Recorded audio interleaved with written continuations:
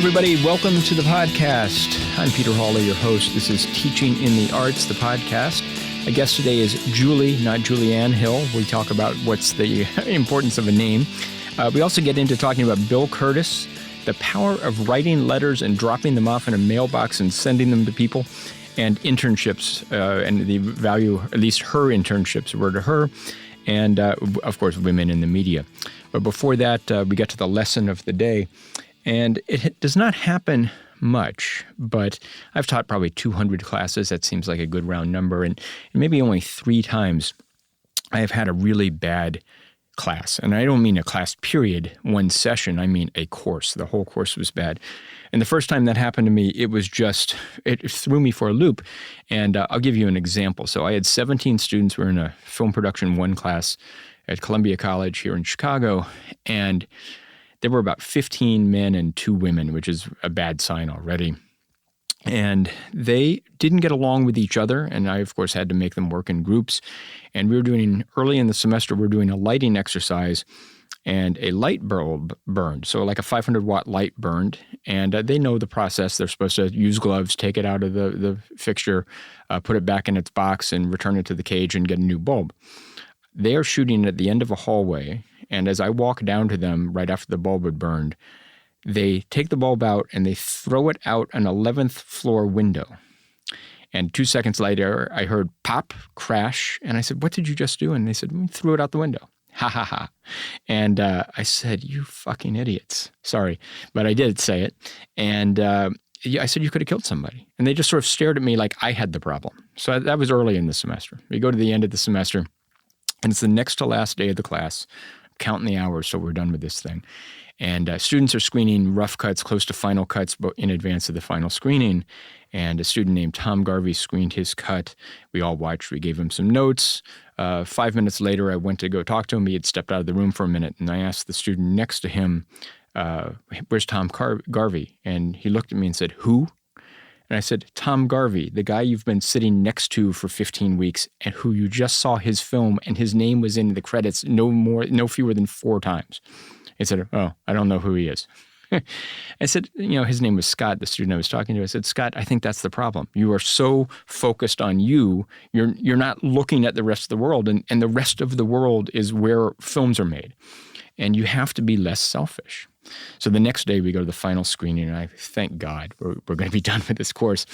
And a student, just before we were about to start, raises his hand. We had to vote on the best in the class so we could put it in the school film festival.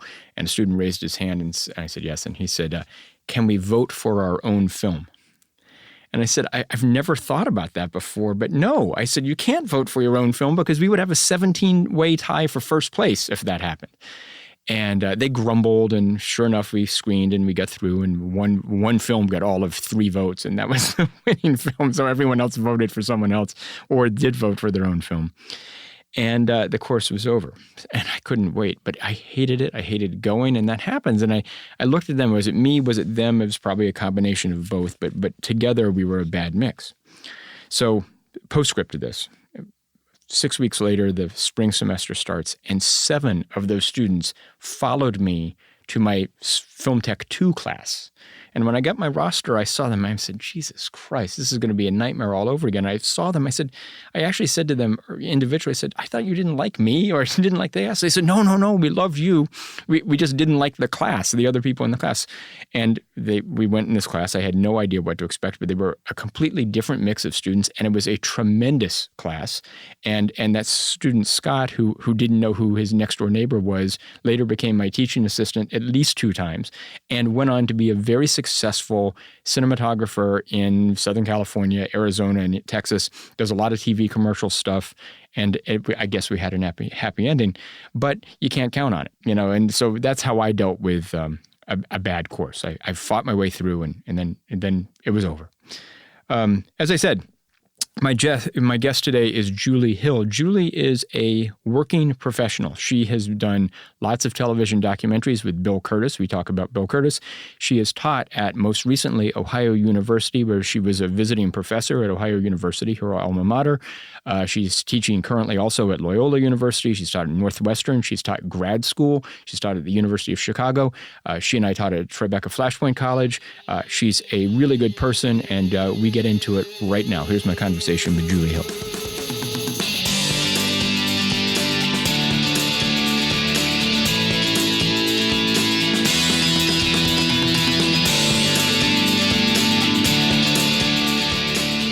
Thank you for coming in. My pleasure. And it's I've got two pressing questions. Yes. Okay. Do you shovel your own snow?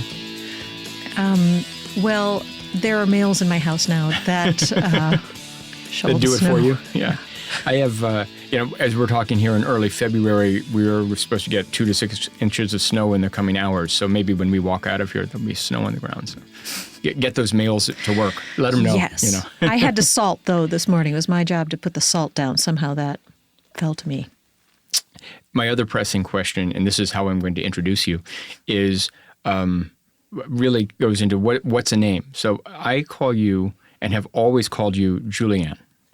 You call yourself, and I see it in emails, Julie. What is your name? Julie. It's Julie. Here's the thing. There are so many Julie Hills that I took my given name, Julianne, as an email address way back when because there were too many Julie Hills. And it kind of stuck professionally.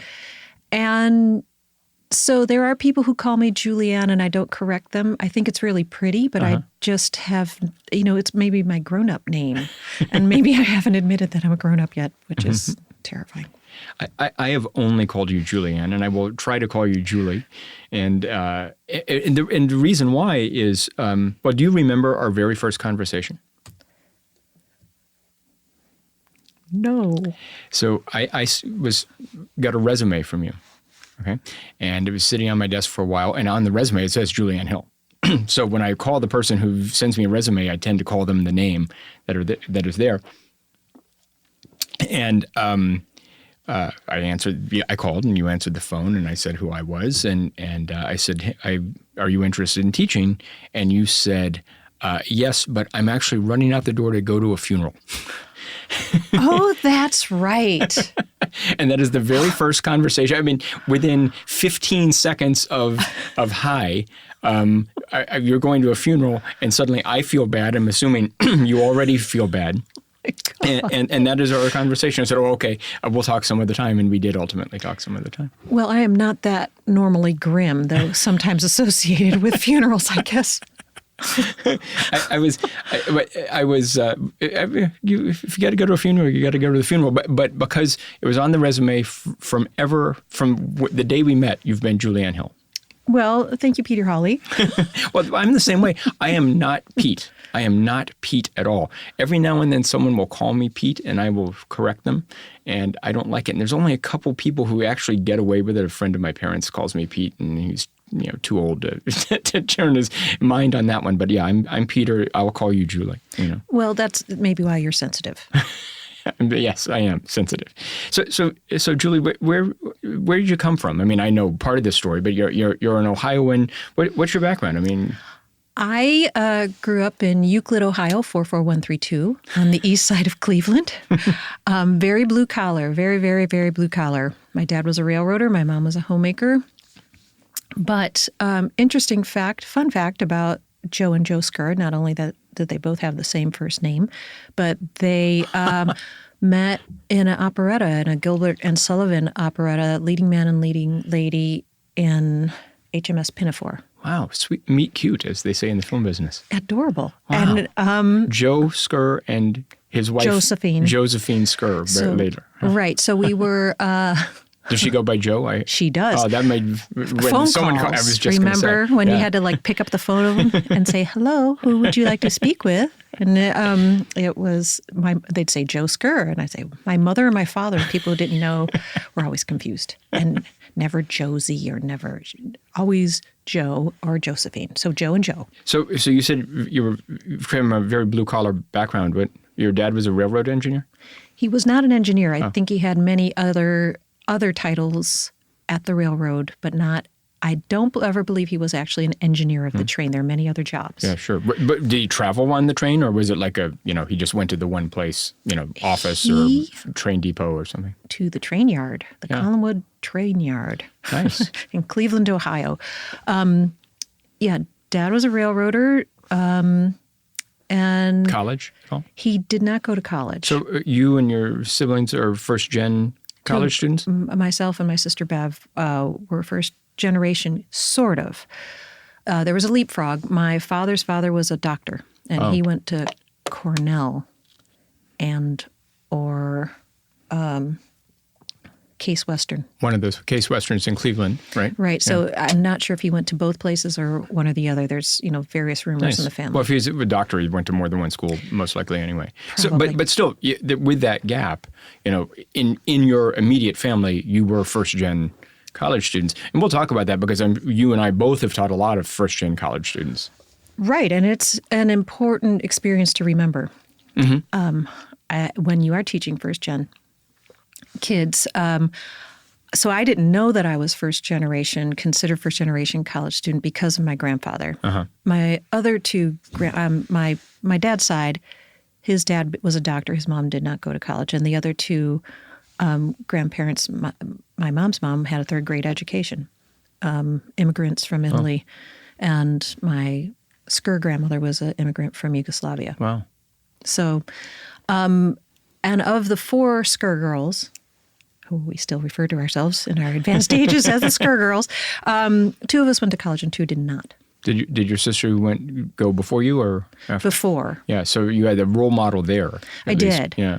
I did. But in my neighborhood, college was not an assumption or definitely not required by your family, and it was definitely not assumed. And it was still time where maybe girls were not encouraged. Go to college. Right. Yeah. And that's sad. Or if you were, there were kind of two professions. You were either a teacher or a nurse. You have to remember that. Yeah, of course, right? Of course, yeah, sure. That there were no other options. Yeah. That's well, we'll talk about women in the media in a little bit. So you went to Ohio University. Did you go anywhere else before that, or did you matriculate there first? I went to Ohio University, Athens, Ohio. Athens is this picturesque little quaint town, college town, founded in 1804. The streets are still brick. First college in the Northwestern Territory. It was founded, think about it, 60 years before the Civil War. Wow. So Northwestern Territory. That was Northwestern Territory, Eastern Ohio. Wow. Yeah. Huh. So it's a very old school, very pretty, very quiet, tiny little town. And but it's a big state university, though. 20,000 students or something like that? When I was there, I think it was 12-ish thousand students, enough. But it's now about 20. And I went there. I had applied there, and maybe I thought about Northwestern. I interestingly thought, of course, if I was going to be a college girl, I had to be a teacher or nurse. And I told my guidance counselor that I wanted to be a teacher. My sister already did the nurse thing, so I wanted my own path, of course, So I told my guidance counselor that I was thinking about teaching, and he said, "You're too smart to be a teacher. You should do something else." So he pointed me toward journalism. What I really secretly wanted to do was to study musical theater. Because of the family background. And there was lots Gilbert and Sullivan and lots of singing in the Skur household. Really? Everybody sang. You sing? I did. Not anymore. Well, nice. No. But there was a lot of showbiz and a lot of Saturdays watching movie musicals. Nice. Going on in my house. And I think it still affects me, to tell you the truth. I'm sure. Like what sort of stuff informed you? Movies or, What sort of stuff? Gosh. Well, Guys and Dolls, Oklahoma. Yes. All. I mean, these, Singing in the Rain. Singing in the Rain. All of those things. of course, the Carol Burnett show. Oh, yeah. Like, who didn't want to be Carol Burnett? I wanted to. Like, did that look like the most fun in the whole world? Oh, especially when they broke up, like when they were all like, yeah. So there was a lot of performing and standing in front of people as a kid. And, my parents were blue collar, but we had music lessons, and I was really bad at piano. Two of my older sisters were very good at piano. And I think I found it too hard at something, so they threw in the towel and gave me voice lessons. Nice that they encourage you in the arts. Your family encouraged you? Yeah. Interesting. So you got to Ohio. Where else did you apply? You went to apply to Northwestern? I might have applied to Northwestern, but that seemed too weird and far away, Chicago. It's really interesting, recently, I came back from being a visiting professional at good old Ohio University, which was unbelievably special experience. But I found so many similarities to the group of my age. They were also a lot of blue-collar kids, a lot of first-generation kids, a lot of kids from Cleveland. We got each other's jokes and references, and it was interesting to be so similar. But, I lost back what I was going to say. So excuse me, I'm going to edit. Well, that's okay. I've got a question though. Maybe this was springing. So you had this guidance counselor who pushed you towards journalism. Oh, right. What did you think of journalism? I mean, it's not show business necessarily, Well, I was here. Yeah, I was interested in journalism because I thought I could be a critic, and then I could go to a school that had a good theater program, and maybe I could sneak in some theater or music classes. And so Northwestern and Ohio University both had excellent programs in those areas. And like I said, Northwestern was just too far away and too weird. And the kids at OU this semester, when I mentioned Chicago, I might as well have said that I was from Mars. They're all pointed toward New York and or LA. There was nothing in between, which kind of annoyed me. So I was kind of the tourism board for Chicago or the job search board for Chicago to try to encourage them and tell them there is a really cool place in the middle of the country and there's good work going on here.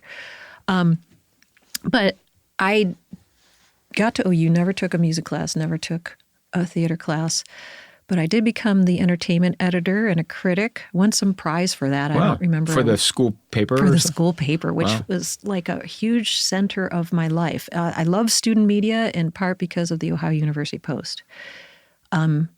Still to this day, the people I call at 4 a.m. if life is keeping you up that late would be my posties. Wow.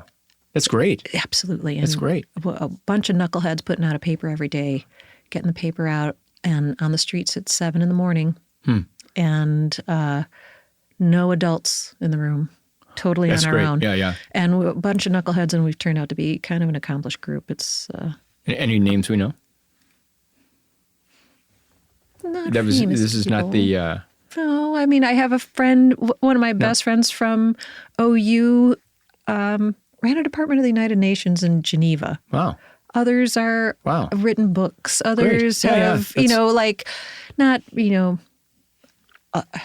famous people. How many, 5-day a week paper? 5 days a week. That's a lot. It's a lot of work. Yeah, it is a lot of work. And I mean, like now, first off, they're probably, at Loyola, there's a paper, but I think it's just once a week. I think it's like Wednesdays, right? The Phoenix, I think it's just one. Well, I'm pretty sure it's 1 day a week. I don't know what day it is. That's really great. So how did you take to journalism? I mean, you were someone suggested this, but you had to learn how to do journalism, the who, what, when, where, why, writing a lead. You probably had to write in classes obituaries or something like that. I know when I took journalism classes, they had us writing obituaries as like for practice. Right. And they're great practice. Mm-hmm. First of all, you can't libel the dead, right? So, well, I got to OU, and much like Medill, there was the boot campy kind of weeding out class where you are just thrown stories and information and you writing. And you either, it was sink or swim. And we had a professor who we all, my friends, my OU friends, and I still adore and talk to and refer to. That's great. Named Drew Riley Everts. Her first name was Drusilla. She was tough as nails, and she would give you an F and laugh and hand it back to you. Wow. Wow. And she was a huge role model for us there. I mean, she had been a copy editor and maybe a reporter at the Chicago Tribune. Huh. And she was Helen Thomas's friend. Wow. So we're talking real pioneers, women who were real pioneers and a real role model, and tough as nails, and just wasn't going to take any 18 to 22-year-old BS. Were your classes, were there more men than women? Because, I mean, was she a role model to everybody or just to the women? Or were there a big, strong cohort of women there that, That's a good question. I think she was a role model for all of us because we were great. just terrified of her. She also taught journalism law. And the importance of having her around was huge to the young women. We weren't girls. It's actually like a moment in every journalism class, freshman journalism class, and I've taught it at Medill and at Loyola too, where I give them AP style quizzes, right? Associated Press style quizzes. And the definition of a woman or a man is someone over 18 years old. So you inform the freshmen that they are now to be considered men and women. And the looks on their faces are just, that's not a boy I'm dating. It's just absolutely a wonderful moment from them. And I've stole that teaching moment from Drew Everts. That's great. See, so, I ask everyone who sits across from me, who their influences were, and you were are the first person who said a teacher. A lot of people say their peers. I even say my peers, but I have had a couple of teachers that I've mentioned in this class, and actually in this class, in this room. And actually, here's a third one. My dad. My dad was a teacher. He was my teacher when I was in seventh grade algebra, and then when I was a junior in high school, and he was my physics teacher. And he was a great influence on me as a teacher, separate from being the dad influence, just the teacher influence. I mean, we'll talk performance in a while, but this is great to hear, and especially for you and for other women, that you had this woman role model who was tough as nails, but you still respect. Is she still at Ohio?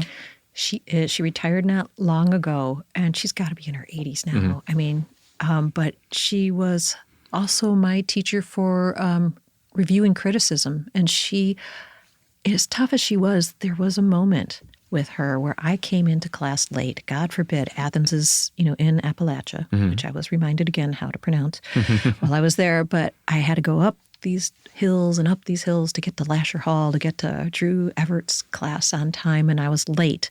And she said, ladies and gentlemen, take note. Miss Skur has entered the room, but please do note, this is a woman of talent. And I thought, what did she just say? She just gave me a compliment.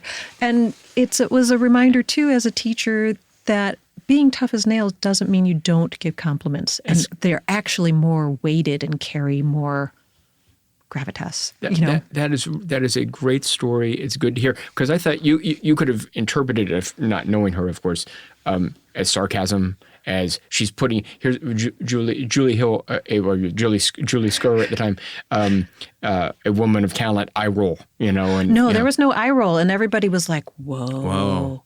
Yeah, sure. Yeah, that's good. And also, then you showed up and you did your work and you did it extra hard because she put it out there that you're good. Yeah, I better be. And she thought you were good. Yeah. Yeah, I better live up to this now. That's great. So OU gave me a fantastic start. The Post, then I somehow, back in the Stone Ages when I was in college, wrangled 2 internships out of it.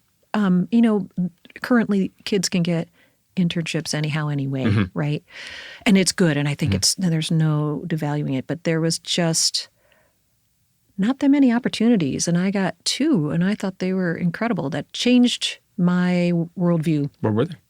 I was picked for the American Society of Magazine Editors internship, and I worked at Money Magazine. That was like in New York, in New York City, and I stayed. You were a college student. I was a college student, and they picked one from every college. And you know how I got picked at OU was my advisor. Well, I keep going back to my advisor. They're awfully important, My advisor said, "Hey, you've got enough AP credits that you're considered a junior, and absolutely no one has applied for this internship.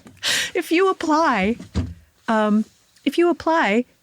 you might actually have a chance of getting it." And I thought, okay, why not? And actually, in some earlier class, I'm not sure it was Dr. Everett's class, but somebody used to make people who had internships stand up and say what they did, which is a practice I still have stolen, and say, hey, I heard you had this cool internship, and a guy named Andy McCann had that internship, and he told me all about it. Huh. So I was like, hey, Andy, let's talk about this. They just told me nobody else has applied. Wow. And so can you imagine nobody applying for an internship at this point? I mean, I can't imagine, even having, an internship that doesn't have a waiting list for people to get on. Right. So what was the other one? You said you had two. And this was OU specific. Our dean, John Wilhelm, had been a foreign correspondent during World War II. And he got all of his friends who were famous World War II correspondents to donate money to do foreign correspondence internships and gave us grants. He picked 12 students out of the senior class to take his class, and out of there, 5 or 6 would get grants to go overseas and an assignment. And so I got picked to go to Rome at the Associated Press. Poor you. Oh, my God. I mean, what a full circle. Here's my grandparents. My grandmother has a 3rd grade education, had been back to Italy once or twice, and here I am, plopped in Rome. Wow. How long were you there? 3 months, 3.5 months. 3 months, and then like a summer at Money Magazine? Wow, that is the next year. Great. Yeah, but then I had to come back home to Ohio. Ooh, that was hard. Not as good pasta either. No, well, there's Mom's, so that was pretty good. I'm not going to put that down. That's great. I mean, students certainly now know the value of an internship, especially a good internship where you're doing something as opposed to watching people or getting coffee or something like that. I mean, you can watch people and learn, but if you're doing something productive and you are being trained or mentored, that's a huge, huge thing. It was cool, and blue collar girl from Ohio, Not in anymore. The middle of New York City. It was like eyes were open. What's about can't come back home after you've been to Paris? Yeah. Are you going to go back on the farm? I wasn't going back on the farm, but it was a hairpin turn to go back. Well, I mean, we'll get to teaching in a minute, but I mean, I can already see the path and informing, where you ended up, here today. But what'd you do right after graduation? Right after graduation, well, I went to Rome. That was you had to be graduated to do that. So I went to Rome, and that was in fall of whenever that was. I don't want to do the math. And then I came back to Cleveland to live with my parents, and I was the copy editor or something at Crane's Cleveland Business, one of the Crane's publications. Yeah. How'd you get the job? I wrote them a letter, in the mail. Wow, you had to go to the post box and stamps and everything. And I very carefully calculated how often I could call him, the editor, to bother him. That was a big deal, right? And you had to pick up the phone. Yeah. Right. That was scary. Yeah, you can hide behind email pretty easily now. Yeah, you won't get a response, but you can still hide behind it and feel like you've done something, Right. So that was just, I don't even know how I heard about it or read about it. So it was a paid gig. I mean, it was paid. It was not much. Yeah, but it's a credit for sure. And I got a column. They made me a columnist after about 3-4 months. And you were 22? 21. 21. Wow, that's great. So from there, you had to get out of Cleveland at some point. I did. That year after college, my college boyfriend had moved to Chicago while I was in Italy because he wanted to be a comedian. See, there's more jazz hands going up right now, right? So I, try pulling that one over your parents. Hey, we're going to get married, and he wants to be a comedian. He's going to clown school, yeah. So he came here your parents were show people-ish, they should have understood that. They did, but they're, worried about their little girl. They didn't want me to be poor. So I moved to Chicago, got married and moved to Chicago, and there was a little bit of a gap, but I got another job at one of the Crane publications here because they're corresponded here in Chicago. Great. And then your husband did not become a comedian.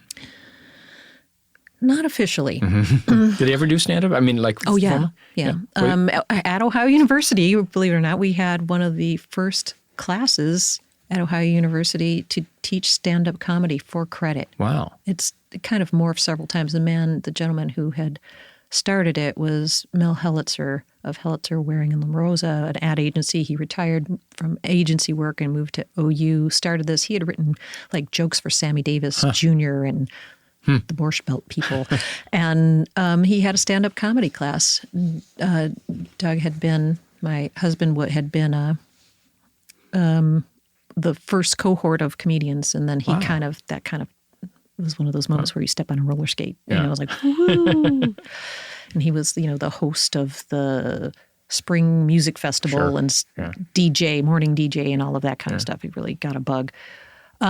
He did not become a professional comedian, but he gave it a good go. He was advertising, right? He moved into advertising. Yeah. Copywriting. Yeah. So let's quickly go through the rest of the career. You're at Cleveland Cranes, or a Crane outlet in Chicago. Yeah, great moved a papers couple. and magazines. Yeah. Right. I ended up at Advertising Age. Mm-hmm. Nice. Excuse me. I ended up at Advertising Age on the international desk. And, was informed by that Rome experience, that internship experience. So you're looking at international ad agencies or ad campaigns or ad both? Campaigns, ad laws. Yeah. I was a reporter and then an assistant editor and then an international news editor. And shortly before I left, I was still in my 20s. I helped launch, I was, kind of the unofficial managing editor, though I never got the title, of a spinoff called Advertising Age International, which was a spinoff magazine. So launched that. I was bored out of my mind. I just felt like I was writing the same story over and over. And I remember I took classes at the Second City because of my own little show business bug. Yeah, sure. And I was bored at work and thought this was a good outlet. Have some water. I will. It's okay. Yeah. So I was taking classes at the Second City, and one of my friends from the class, I was complaining about my work, and I just hated it. And he's like, well, what do you want to do? I said, thinking I might go to film school because I really like documentaries. I really, really like the ones that Bill Curtis does. He's like, this friend who was not involved in show business at all, other than these classes, said, why do you have to go to film school? Can't you just write Bill Curtis? Come on, I dare you. So I did. And I got a message on my home voicemail, and I thought it was my husband imitating Bill Curtis, who, of course, was a CBS newsman here in Chicago. And I thought he was playing a joke on me, and it turned out not to be.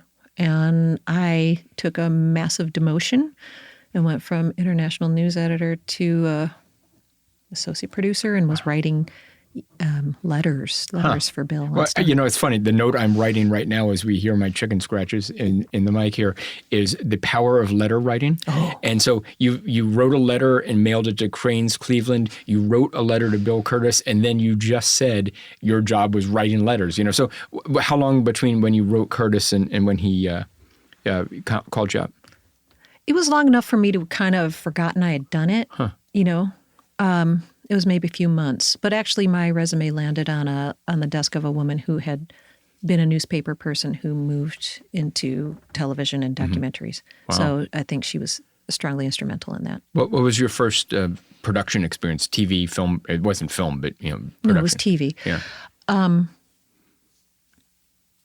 was the first show I worked on? I remember there was one about earthquakes, and the producer was Maria Finizzo, who's a filmmaker at Cartemquin now. And I was her associate producer.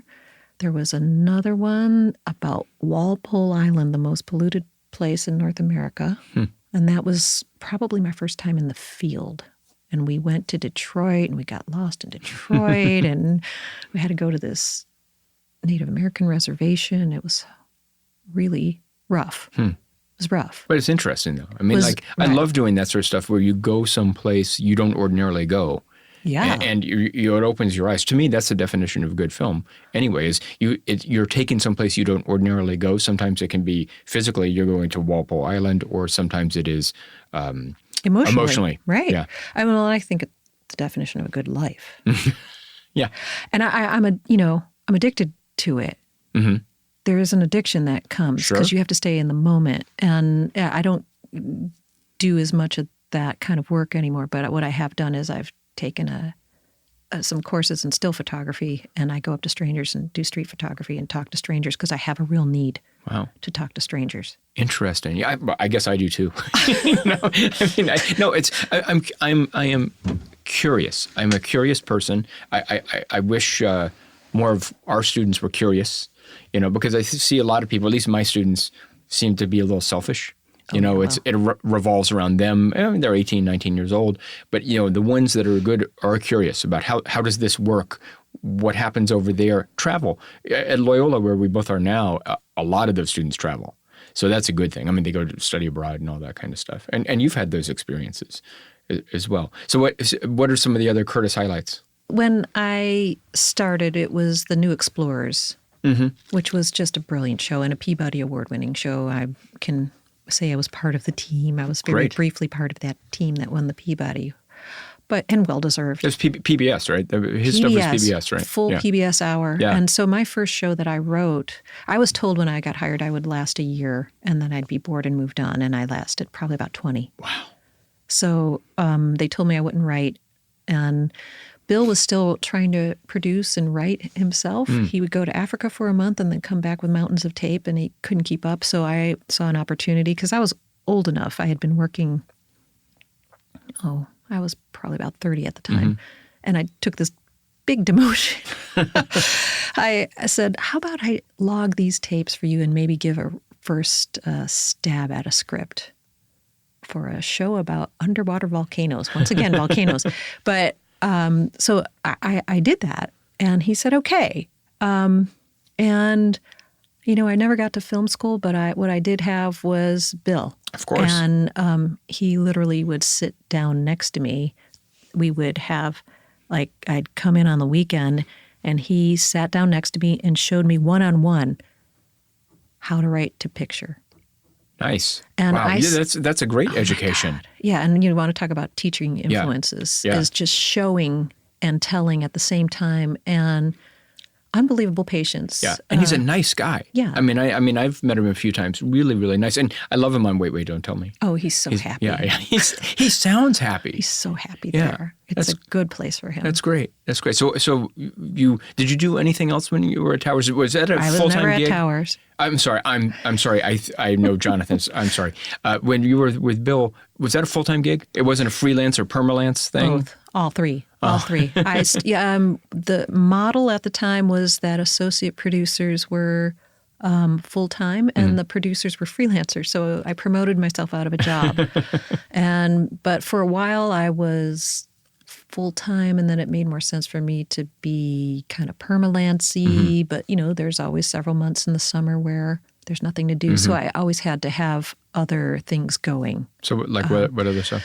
In that era, I wrote a column for Writer's Digest called Writing Careers, in which I interviewed famous and non-famous people, some that I knew and some that I didn't. Tina Fey, Walter Cronkite, the people who write the little placards at the Field Museum. Wow, that's interesting. And asked them how much money they made.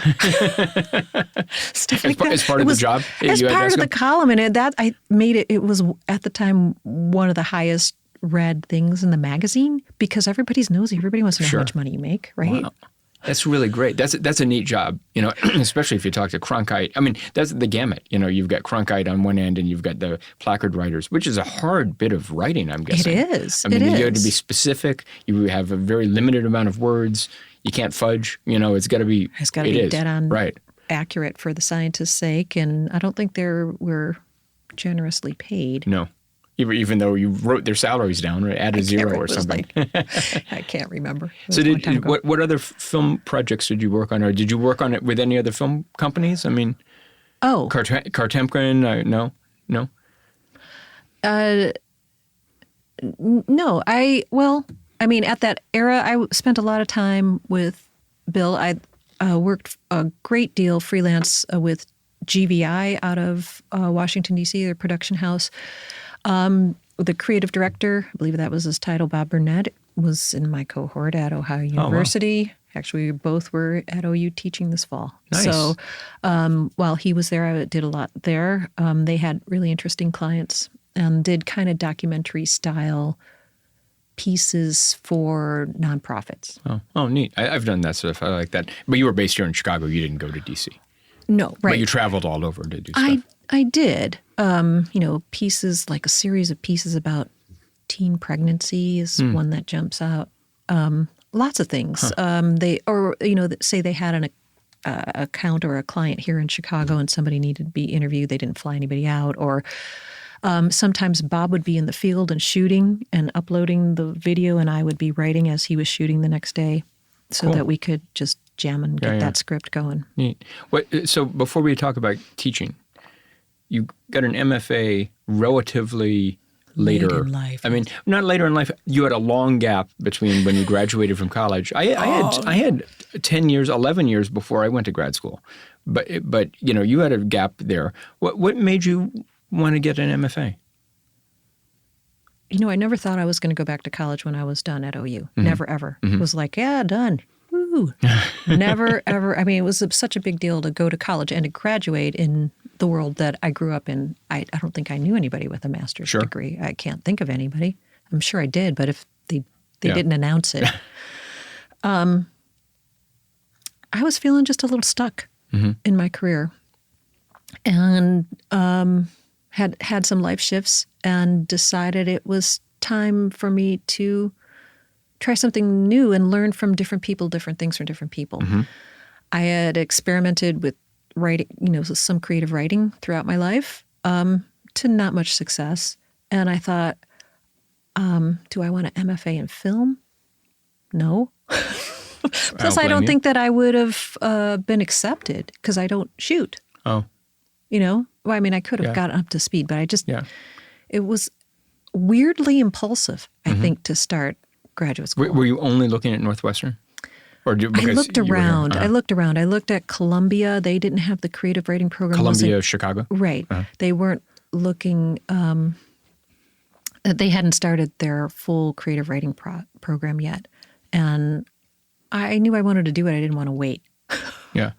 So I had looked at School of the Art Institute. I had looked at low residency programs. Mm-hmm. I was kind of anchored to Chicago. I was a solo parent at the time, so it was I didn't want to pick up and move. Mm-hmm. However, it was a good experience and a good choice for many, many reasons. Because it just got me out of my comfort zone, and I needed that. I needed someone to kick my butt. So was it in creative writing?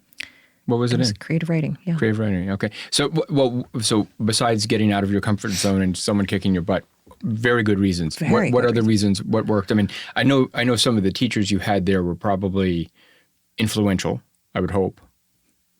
Yeah, but at the same time, it was interesting to be more their age peer. Yeah.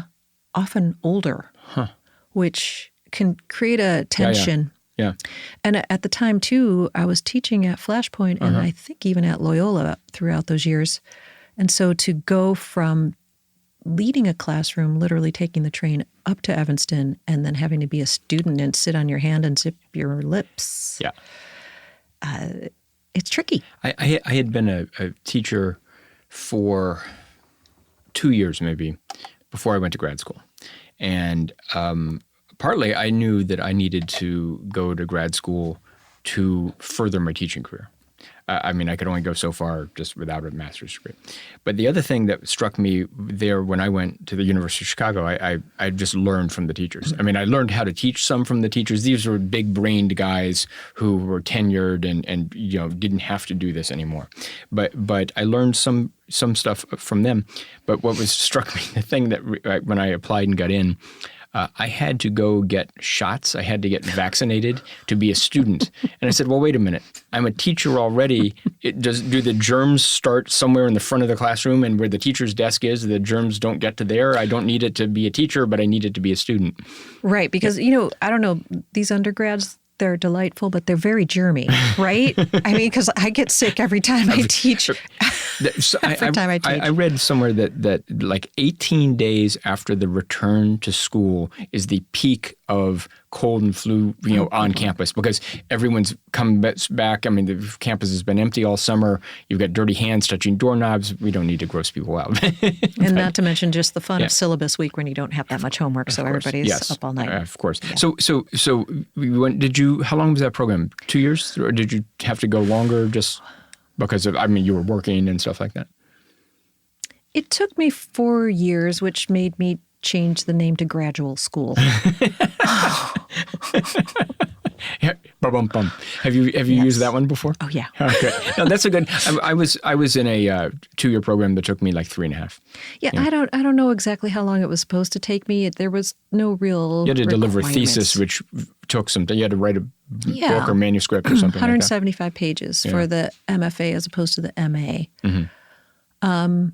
And that was a good amount of work. The teachers, I had Alex Kotlowitz as a teacher, Sandy Weisenberg, Michael McCauley, Eula Biss, another Rogers Parker, who's actually quite famous, and her husband, John Breslin. All of them really solid teachers. Are you glad you did it? You got the MFA? I am, and I almost want to give a warning because I didn't know that I wanted to teach. It was an option to teach and take a pedagogy course with Sandy, and I remember I had to write. I had to do something. I had to check on you or something. Right, I forget my what it was. practicum was at school, right? Flashpoint. Exactly. Right. And it was great. Yeah. And so, what's your warning? My warning is, universities now say that they want a PhD in education and that MFAs don't count. PhD in education, that's bullshit. Sorry. And the fact that MFAs don't count. I guess I won't have any PhDs in education on the show. Right. Well, and I have encountered recently that, there's a pay scale for people with masters for an adjunct, which is, whatever that is. We know what it is without going too deeply. And that there's a higher pay scale for PhDs. Yeah. So I have gone recently to a director of a program and said, I'm pretty sure I know what the answer to this is, but it seems to me that an MFA is a terminal degree. And the answer was, they don't count. Huh. The MFA is a terminal degree. Yes, it is. And why doesn't it count? It makes me furious. Yeah, that is good reason to be furious. And so why did I do it? Yeah. Yeah. So I don't know that I was given the heads up on that going into an MFA program. If you want to get an MFA to teach, I'm not sure that's your best move. Well, in some art programs, it is. It is film and stuff. It's terminal. If you were a ceramics teacher at the Art Institute, it's a terminal degree. There, but the people they do like the PhD because why? As the administrator, it's cover your ass. If I hire the person with the PhD over the person with the master's degree and the PhD stinks, well, I'm still okay because I hired the person with the more qualifications.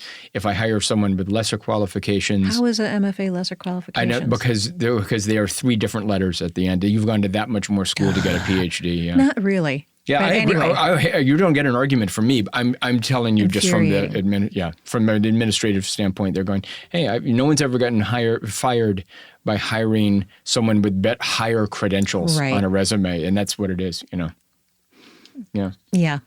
So I guess I was aware of this. You began teaching before, well, at least completing your master's degree program. I was mid-program when you started teaching? Yeah. What made you pivot to teach? I liked it. How did you know?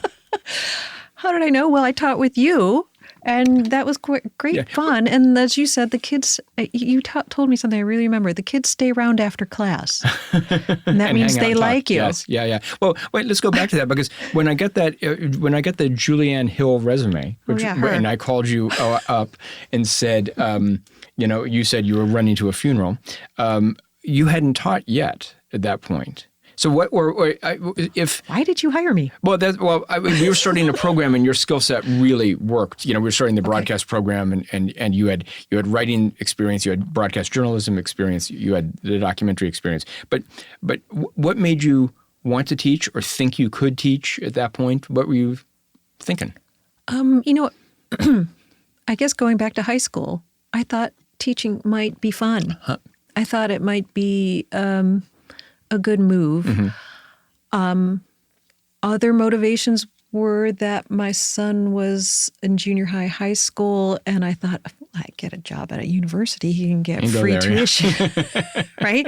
None of that worked out that way, and he's graduated, and it's all good, all bought and paid for, so whatever on that move. But I also just thought it might be some stability in this freelance world, which can be a grind at times, right? Yeah. I mean, it's fun, but there are times where it's just a grind. Yeah. And the nice thing about teaching, even as an adjunct teaching, it's, you really, if you're good at it, you focus on those classes and those students for the 2 days a week or whatever your schedule is. And it lets you use a different part of your brain. And it's just sort of nice to use a different part of your brain sometime. You get out of it. I mean, I know that when I walk across that threshold into the classroom, it's a whole different me. Even if I've got a bad day, it's a better day once I walk in there. Right. I agree with that.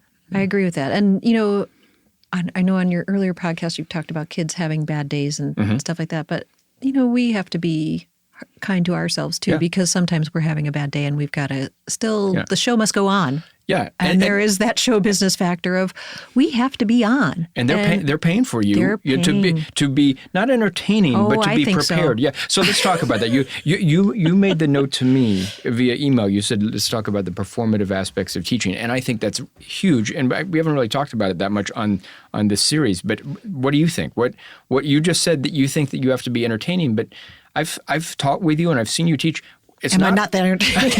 Well, it's not a barrel of monkeys, No, it's absolutely not. But it has to be engaging, and I think the bar keeps getting higher as their phones become more and more part of their body. Yeah. I don't allow any of the technology, and they're only allowed to open their computers because I can't compete with that. No, I'm just not that good. Yeah.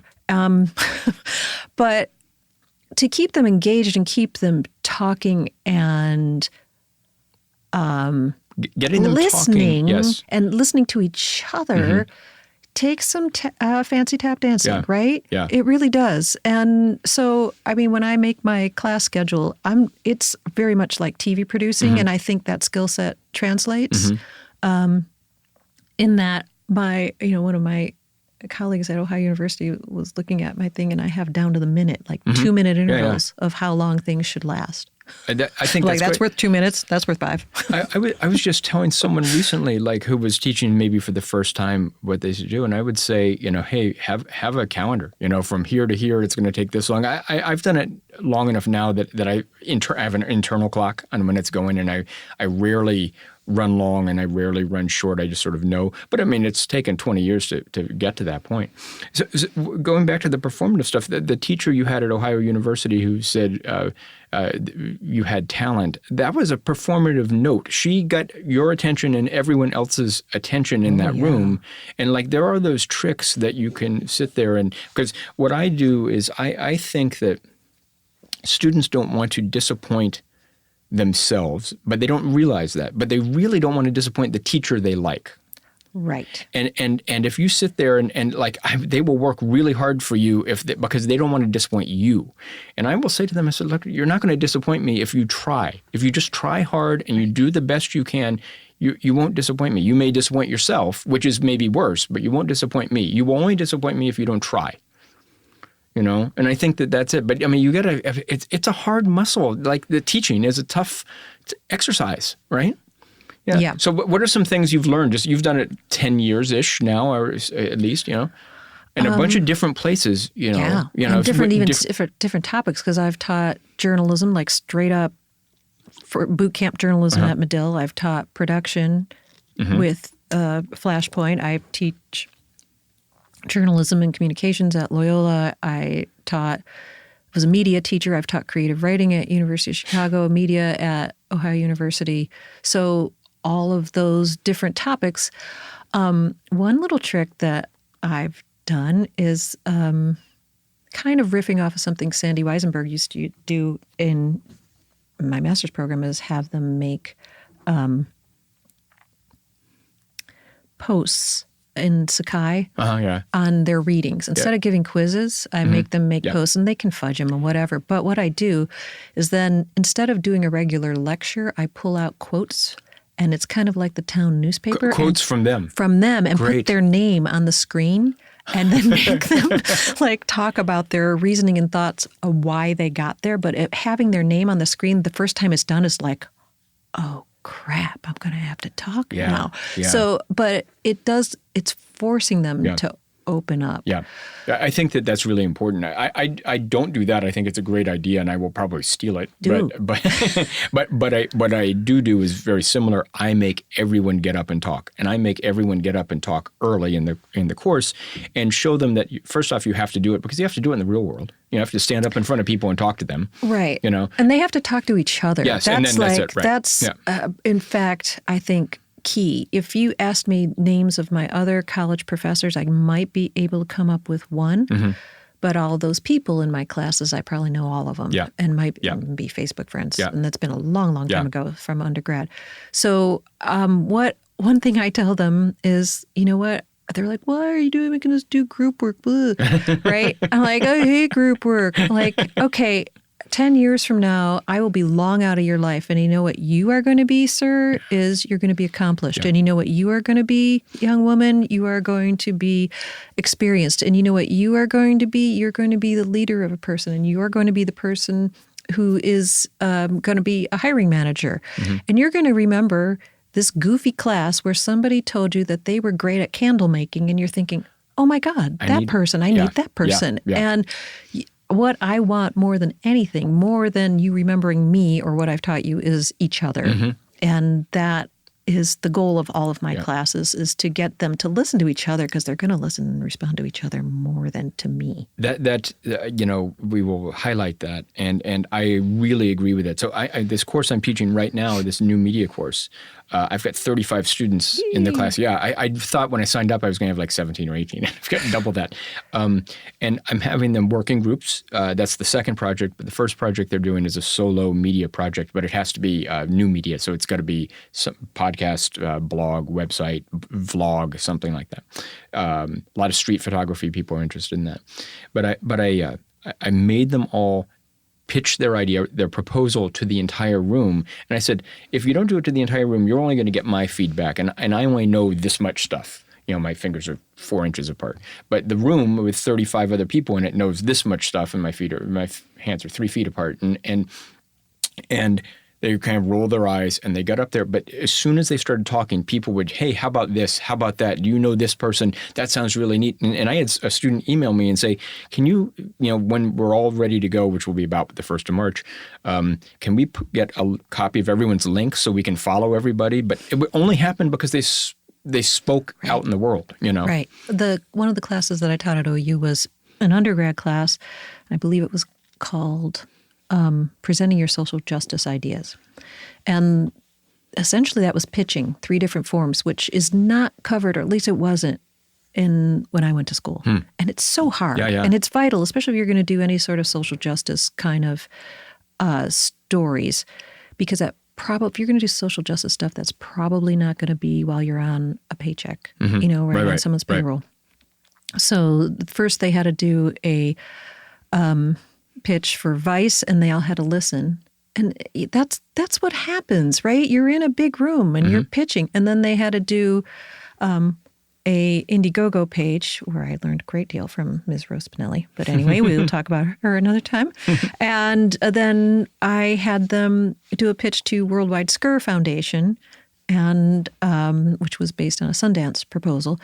And they had to, go up. I like to get the theater at the university and make them stand up in the theater on the stage and have their PowerPoints be, 5 feet, 10 feet big, and they use microphones because it makes them scared. and they suddenly are wearing suits and standing straighter, and they're a little more secure, Yeah. because I didn't have that experience until Right. much later in life, but you have to not be afraid of it, or at least feel like I've done this once before. Yeah, right. I mean, that's why, I tell students all the time at job fairs and stuff, go up and interview with that guy at the table. He's not going to hire you, but you need to get the interview, and you need to talk to the adult and get used to it and get practice and practice and practice.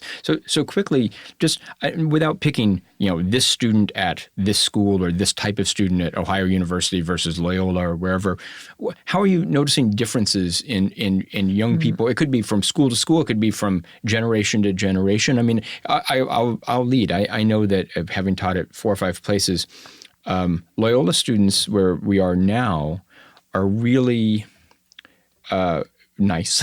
I actually like them quite a bit, but they're very civic-minded. They're very social justice-minded. At least Right. the Well, that's baked in. Yes, because they have a message, a philosophy, and it's all the Jesuit philosophy as well. They're sincere. They're earnest. They're earnest. They come to class early. Other students, a lot of young college students have some financial difficulty anyway. They're young people. They're living on their own and making their budgets for the first time. They seem to be okay that way. They're also dropping pre-discount $50,000 a year on it, and it's all discounted. But they seem to be okay, as opposed to when Bill Bacon sat over there. He was talking about a student who came late every day because he was an Uber driver, and he wanted to get one more ride in. What do you see about just students in different places? And then you've also had grad students. What about grad students? I mean, grad students are just different. I mean, They are, and they're older, and they're older, and the grad students I've taught have been. Well, I've had adult learners at University of Chicago, and then I had Medill grad students, and I had the grad students at Ohio University, which was a unique group of people because they didn't have the same goal. Mm-hmm. As each other. Individual. Yeah. They each had their own goal of what they were going to do with this master's program, and that felt more like a workplace. When you were a master's degree, didn't you have a goal that what you were going to do with it? No? Well, I did, but my goal was the same as everybody else. Wanted to become a better creative writer in print, or text-based stuff. Yeah. I had one guy who, a very accomplished photographer who wanted to learn virtual reality. I had another guy who had a film in Sundance already and wanted to expand his skills. Wow. I had a guy who was a director at NPR stations and wanting to go into visual stuff. People with marketing backgrounds now wanting to go into the creative side. Yeah, that's a whole different. Right. Some people wanting to, start doing infographics where the end game was going to be different for each one of them. And working with them in a class felt more like a work situation. Yeah. So before we wrap up here, let's talk about women in the media. Yeah. Especially now, Me Too moments and all that stuff. Well, you are a woman in the media. In the media. What's it like? Well. And then you have to teach them. Then I have to teach them. I think the female experience is different, just in general, than the male experience. Sure. When I went to college, it was Drew Everts was the only female at OU that I can remember. And to not have anybody that looked like you is always an issue. I don't care if it's color, gender. It's a big thing. Or age, right? So, and also back then, another thing about women in the media back then is the cameras were big and we were told we were delicate flowers that couldn't hold them, right? Yeah. So that has changed, and the smaller cameras have kind of democratized who can hold them. Right.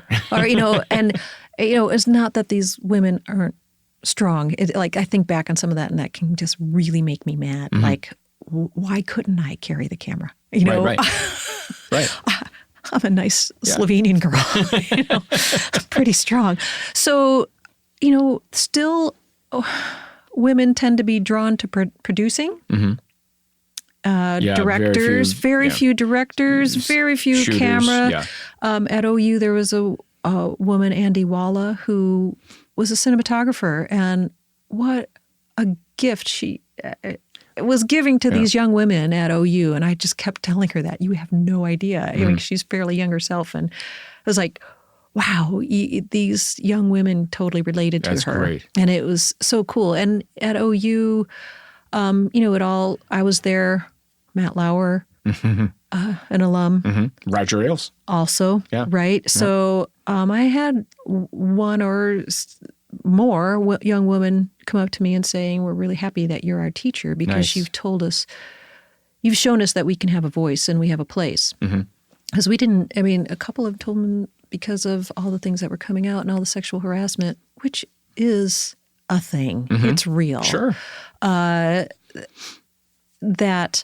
these young women were thinking of leaving the industry before they even started.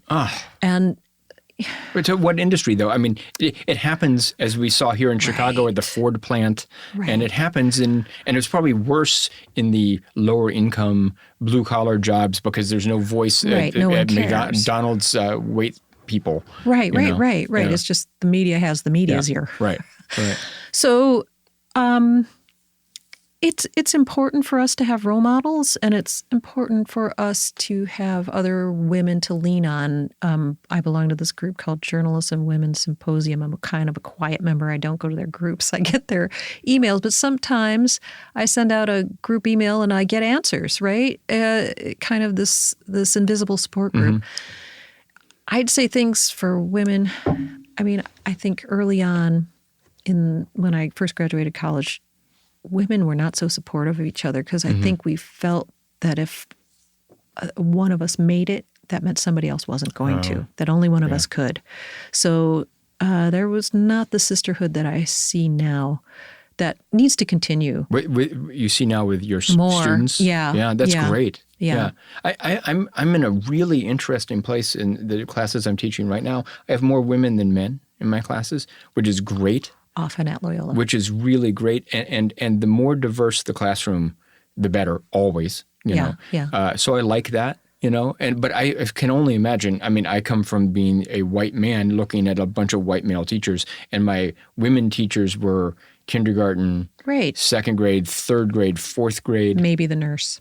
And then high school, I had an English teacher.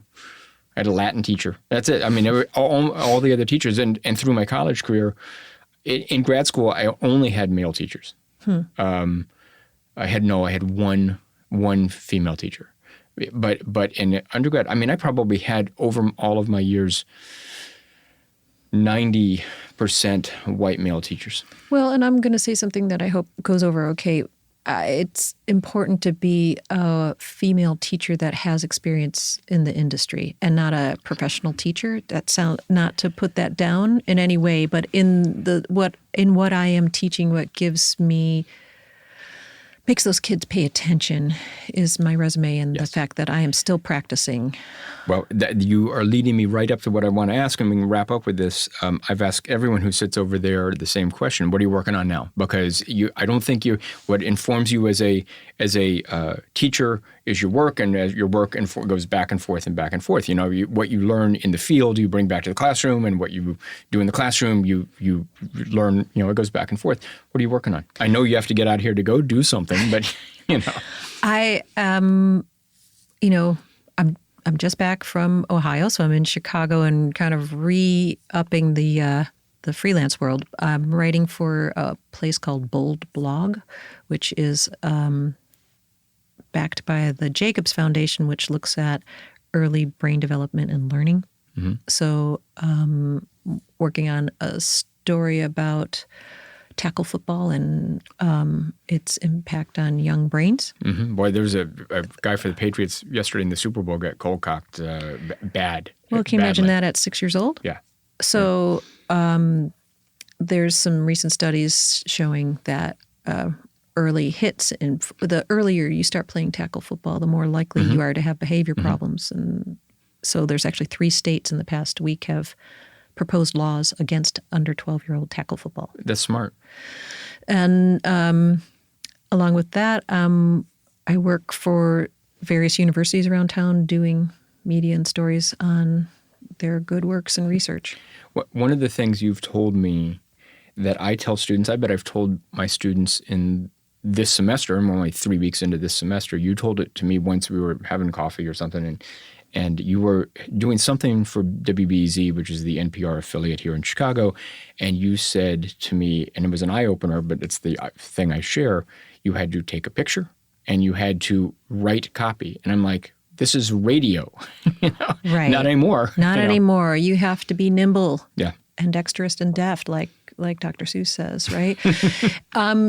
You have to. It's not even a choice. That's part of the reason that I started taking still pictures a couple of years ago, is to be able to take pictures for those assignments. Being able to take pictures for the radio. For the radio, right? Yeah. Because, it's such a visual medium. But, everybody's got a website, and you're not just going to post a SoundCloud little graph, right? Right. You still have to write the headline. Right. It's still all about writing. That was a little bit of a shock for my OU kids that were media students, most of them male, most of them wanting to shoot, that they're still going to have to write. They're going to have to write proposals. They're going to have to stand up and beg for money to the old Worldwide Scur Foundation. Yeah. I have another bad pun that they all wrote me thank you notes when I left OU. And Sweet. I got all teary, and I had a Sidney Poitier moment. It was kind of my to scur with love. Right. It was really quite moving, and they were just adorable. It was a special class, I think, for a variety of reasons, and because I was one of them, and I could translate. I could translate Cleveland. That's great. And also they had to also really respond to the fact that you were an alum. I think so. And that I went to Chicago and I did these things, and it was for real. And I brought in Skype guests, which was incredible for them. And there was one, is my son's about to turn 23, and one of his friends from University of Illinois has opened his own production company. Hardworking kid, wow. Oh. And he's doing great, and I had him Skype in. Nice. And he kept calling me Professor Hill, which of course I'm not. And so after he, hangs up with Stephen Walsh at Lucid Agency, one of the kids raised his hand. Hey, where did you teach him? He said he went to University of Illinois. You didn't tell us you taught there. And I said, I didn't teach him. He's my son's fraternity brother. And they were like, oh my God, that's so cool. And apparently he was flooded with requests to be his intern. Wow. And that's great. I think it's important to have Skype guests who are also young. Well, I remember my niece Skyping in. And at the time she was in her 20s. Yeah. And it responds. Her soccer film. Yeah, she's really gone on to do many things since then. Yeah. But so that's an important thing, is to keep current and keep not just I feel like we can be Charlie Brown voice, wah, wah, wah, right? Yeah. And so the performing thing also includes bringing in guest stars, right? You're right.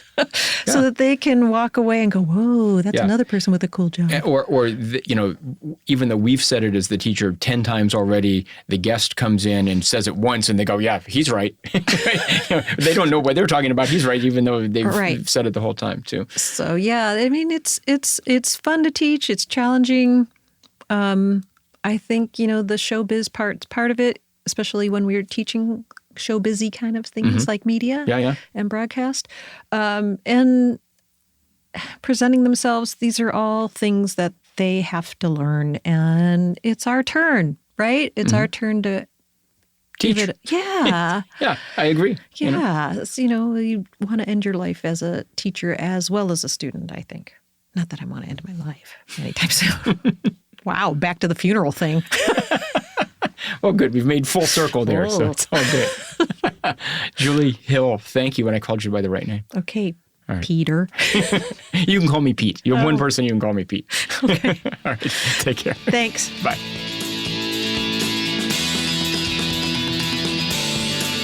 So that's it. That's me and Julie Hill doing the talk, and I can finally call her Julie, which is, I'm so strange to have called her Julianne for 10 years, and now I'm going to call her Julie for the rest of my life. But anyway, thanks, Julie. Really great, really interesting. Thank you all for listening. I really appreciate you giving us the time, and you can now check us out on iTunes, Teaching in the Arts on iTunes. So subscribe, give us stars, and write a comment, and all that sort of stuff.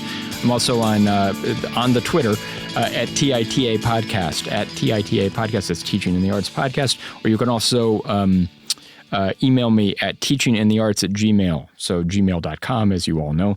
Once again, thanks to Andrew Shabbat and Soundmaker Post. And thank you all for listening. It is time for me to get a drink.